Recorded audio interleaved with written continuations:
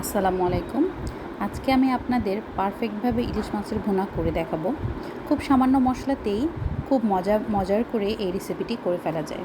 যার জন্য আমি প্রথমেই মাছটি ভালো মতো ধুয়ে নেব। এরপর প্যানে পরিমাণ মতো তেল দিয়ে 4 চামচ পরিমাণ পেঁয়াজ কুচি ভেজে নেব। পেঁয়াজ আমি খুব হালকা করে ভেজে নেব, বেশি লাল করা যাবে না। এরপর এতে দিয়ে দিব পরিমাণ মতো পানি। এরপর আমি এতে পেঁয়াজ বেটে রাখা দিয়ে দিব। এরপর দিয়ে দিব 1 চামচ পরিমাণ রসুন বাটা, দিয়ে দিব রসুন কোয়া। এইভাবে আস্ত রসুন কোয়া অবশ্যই দিবেন, দিলে এই রেসিপির খুব মজা হবে। এরপর এতে দিয়ে দিব হলুদ, দিয়ে দিব মরিচ গুঁড়া আমি খুব অল্প পরিমাণে দিয়েছি, জাস্ট কালারের জন্য। এরপর আমি এতে দিয়ে দিব জিরা বাটা খুব অল্প পরিমাণে আমি দিয়েছি। এই ইলিশ মাছ রান্নায় যত কম মশলা ব্যবহার করা যাবে ততই ইলিশ মাছ মজা হবে।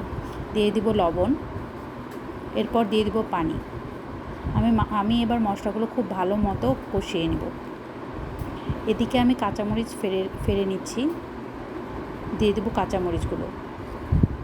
কাঁচামরিচ এভাবে দিলে এই ইলিশ মাছ রান্নার স্বাদ দ্বিগুণ পরিমাণে বেড়ে যায়। ইলিশ মাছগুলো দিয়ে দিব।